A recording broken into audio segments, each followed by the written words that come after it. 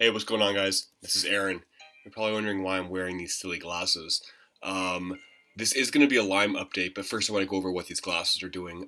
These block out the blue light that are associated with sunlight and natural light. And what they're good for is to make sure you're producing enough melatonin when you go to bed, which allows you to get a good night's rest. So these were actually pretty expensive, and I've been noticing a big difference wearing these glasses. Because basically, what you want to do is you don't want to be staring at a computer or in front of screens or in front of any sort of light, unless they are special non-blue lights, meaning they are light bulbs which do not emit the waves of light which mess up your hormones, especially for going to bed. You may have heard like don't have any screens an hour before you go to bed. Well, wearing these glasses, you actually can, and these are actually I think these are actually girl frames. I know they look kind of stupid, but I'm not going out. So anyway, they work. So let me get up to my and if you want to know where to buy these glasses, just shoot me an email.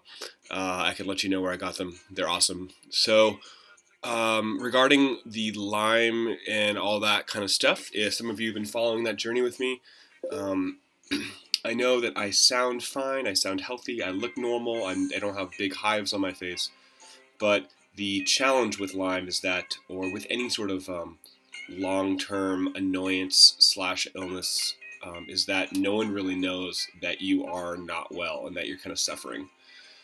So I found out that I officially had it based upon a confirmed blood test and then a meeting with a Lyme literate MD. This was about 9 months ago or so. 9 months ago is when I first knew, and then prior to that, the symptoms had been going on for about a year and a half. So what's going on now? No, I'm not better. I honestly haven't found anything that's been working. Um, about 2 months ago, though, I 2 months, yeah, about 4, 5, 6, yeah, 2 months ago, I saw a recommended chiropractor who also does a lot of called bioresonance testing. She has this machine. It sounds very, very fake and like she's like a quack. I'm 95% sure that she's the real deal. It was referred to me by someone else who had great success going to see her, and she's up in LA. Anyway, what she discovered running her tests and her diagnostic stuff is that I definitely do have Lyme disease, but I also had parasites, which are actually not uncommon, to be honest. You eat pork, you eat fish; they're very, very common. Um, I actually knew that another doctor actually told me that I had parasites as well. I think there were roundworms and liver flukes.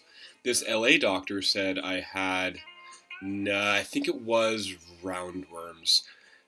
So she wrote down a protocol for first getting rid of the worms, uh, which I had been doing stuff for, so it wasn't like a huge revelation for me. So number one was getting rid of the worms. Um, then she said I actually had H. pylori, the bacteria H. pylori, which ironically, about 6 months prior to me feeling symptoms, um, I got diagnosed with H. pylori as well. That so, and I did that from a blood test. So this is like in January 2013. So a little over 2 years ago. Well, about 2.5 years ago, and I did like a two week round of antibiotics to address the H. pylori, um, which then was confirmed with a stool test that it was gone. 6 months after that antibiotic route, I started to have the GI symptoms that led into what I'm dealing now, which is Lyme, and whatever else I have going on. So, um, so I thought that was interesting that even though the stool test came back totally negative, that on her tests it came up that I still had it, which she said could be a part of a lot of the GI issues I'm dealing with. So I'm just giving you an update. Everybody's journey is totally different, and I wish I had this fucking solution, but I don't. So, um, yeah. So she said I had parasites, I had the H. pylori, she said that I had some heavy metal issues, which, again, I've researched all these things. I know that it's not uncommon to have multiple things when you're dealing with Lyme. She said a heavy metal issue. I had some heavy metals. Um, Ironically, I talked to, or I did it's called an HTMA, hair test mineral analysis, where basically you take some hair, you send it to a lab, you take some hair off your head, you send it to a lab, and they send you back the ratios and all the levels of good minerals, things like, manganese, magnesium, calcium, negative metals, things like lead, aluminum, mercury, cadmium, stuff like that, and then a lot of the ratios between the two. So it was a really, really great test, and it did show some elevated mercury, but nothing huge, but a little bit high. Um, so part of what this LA doc said was you have to address certain things before you can even address the Lyme, because it's almost like layers of an onion. That's how she described it to me. So I did about a month and a half of these anti-parasitic herbs, which she then said that would get rid of them. Now I'm doing the grapefruit seed extract, which she suggested, which again I had known about, I'd even taken. She suggested that for the H. pylori, which I'm still doing right now. And so I got those. After that, so in addition to that, I'm taking some pretty basic chlorella. It's like a algae. It's like a broken cell wall algae. CHLORELLA. I was just making sure I spelled that right. Massive brain fog. So I'm doing that. That actually helps bind to the metals, which helps you get rid of them in your body. It's also just really, really good for you to take some of that. Anybody, really. And then after that, then I'm going to go and address the Lyme. She also said I had, it's a co-infection of Lyme. It's blanking on me right now. Let's see. It is rickettsia. Rickettsia. So that's like one of like 5 or 6 pretty common co-infections with Lyme. So the rickettsia is a co-infection of Lyme, kind of like Babesia, like Bartonella. If you have Lyme disease, you surely know a lot of these things. So she said I had this co-infection. It's also known as like Rocky Mountain spotted fever. It sounds pretty freaking scary. Let me turn down this BB King. Anyway, so that's kind of it. So what have I been doing?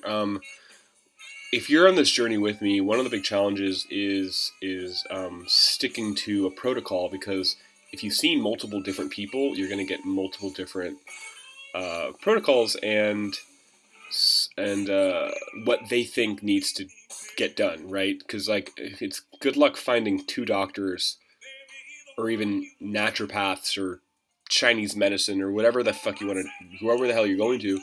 Good luck finding 2 that agree on the protocol, and that's probably the most frustrating thing, is that it's like you just have to do your own thing. I mean, you could just follow someone's protocol, which I may end up doing, but it's like it's tough because not everybody agrees, and it's sort of like, well, what does this person say? What does this person say?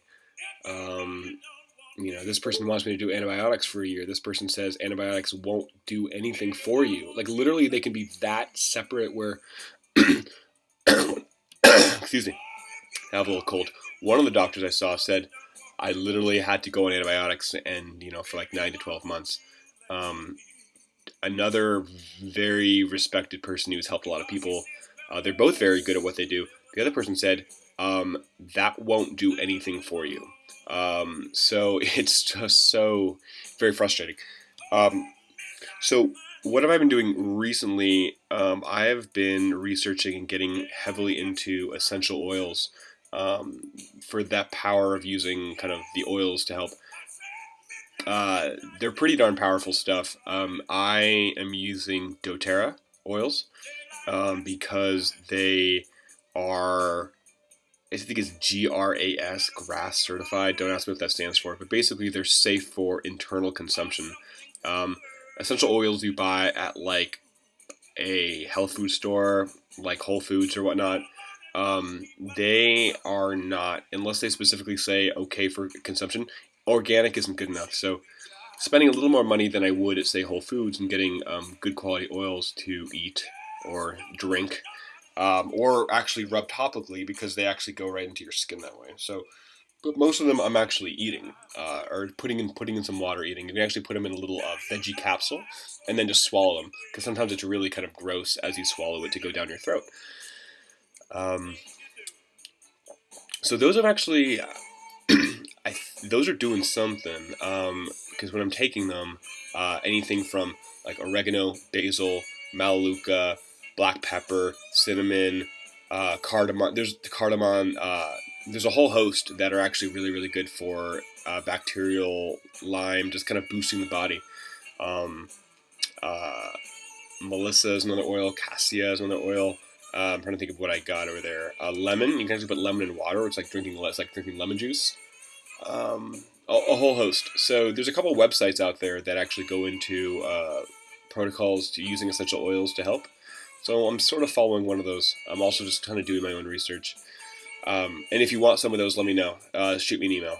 Um, the person I am buying them from, I'm not a distributor yet. I probably should be, but the gal I'm buying them from is a distributor, and she's actually rather than basically making me pay for the full size bottle, which are like little 15-ounce bottles, 15 not ounce, 15 milliliters. Sorry, 15 milliliter bottles. She per cost will sell 2 milliliter or 5 milliliter of the oil, so you can actually just like try them for say like 2 or 3 months without having to spend anywhere from 35 up to gosh like 130 for like their most expensive one.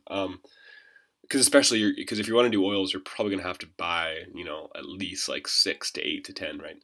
So sometimes you don't want to spend $300. So anyway, if you want some of those and if you want them in smaller sizes, again, just shoot me an email. rippedbodyyoga@gmail, better one, or aaronbodywork@gmail. I checked both. So doing those. My medicine cabinet is just full of like half open bottles, which is really disconcerting. And just thinking about the thousands of dollars that I've spent and has seeing getting me nowhere is actually kind of depressing. But yeah, so that's that. I'm trying to think of what else I'm up to. I'm trying to get into the far infrared sauna. So most websites talking about detox and health and Lyme even go into the importance of the infrared sauna. Um, you can look that up. There's a lot of research on that. I happen to have one a place somewhat near my house, about a half hour away. It's like a spa I can go into, and I can basically pay money to go into their sauna. Trying to do that at least twice a week. Basically, just the sweating and the heat can help. Um, so oil sauna. Yeah, the grapefruit seed extract. Currently, I'm not doing the much of the parasite herbs anymore. Yeah, and honestly, I'm just doing like little things here and there.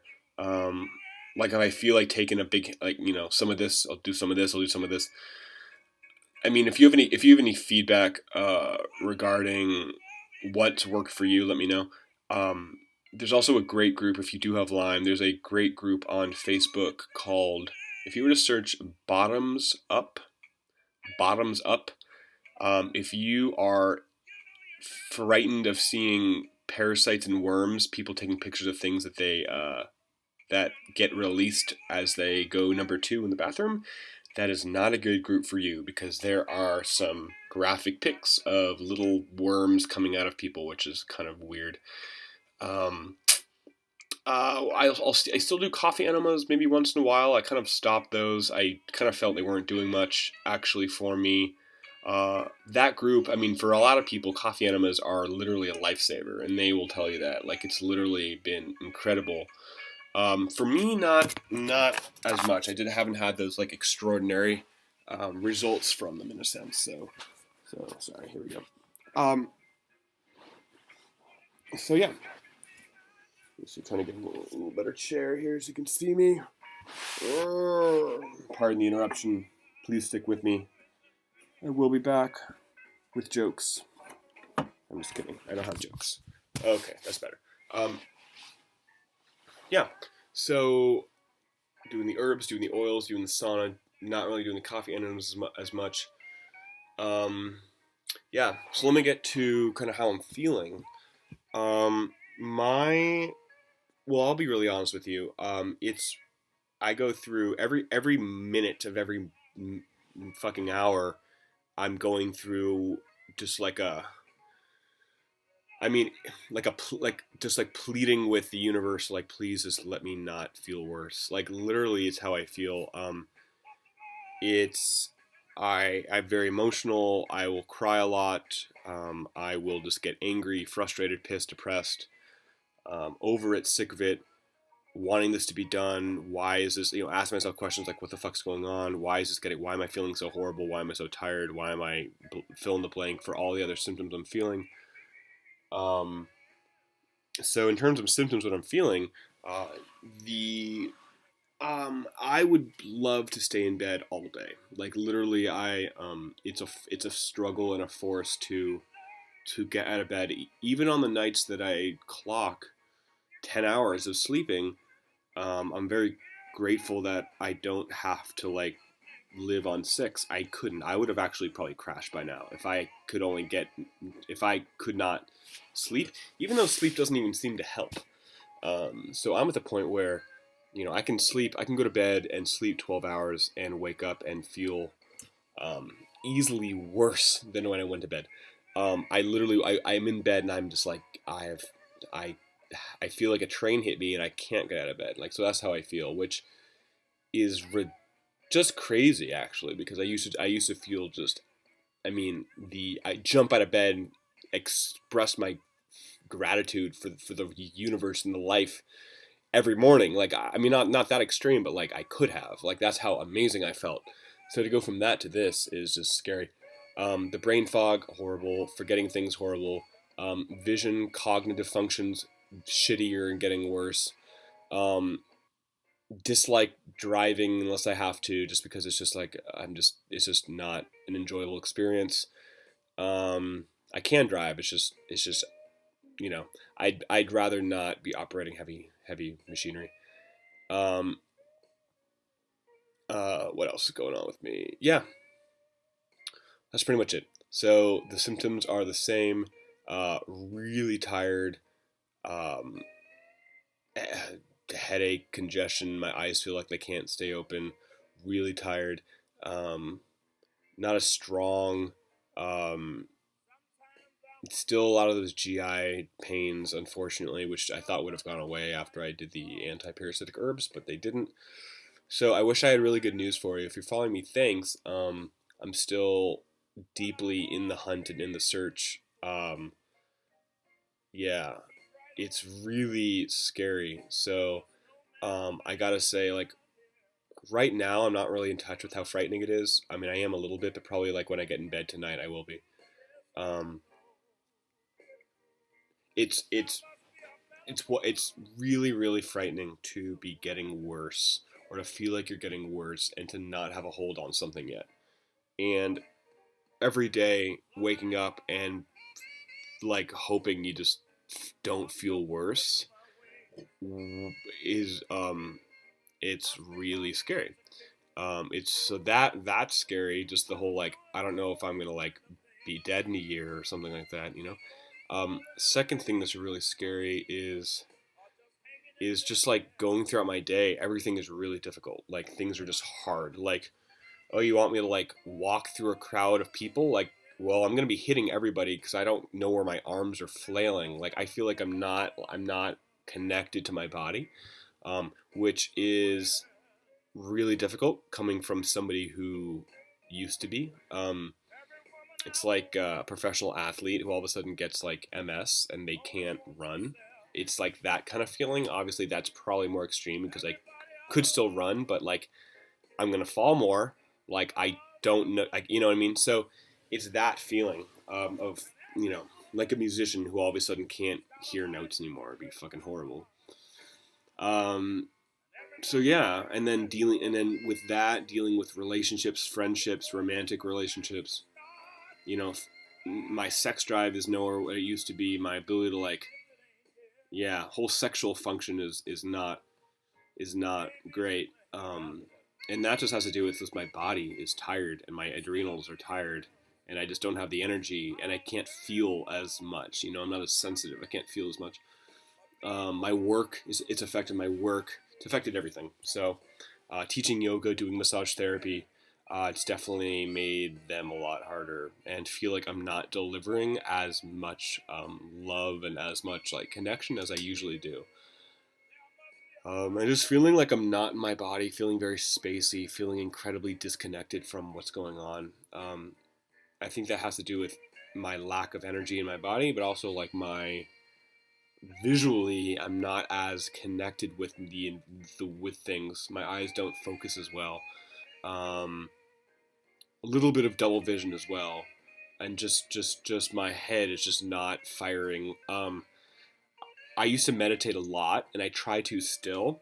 Um, with my meditations, I prior to 2 years ago when I started feeling shitty, I have without a doubt I increased my IQ, just my ability to like to think clearly, to put things together. Definitely meditation has really increased that.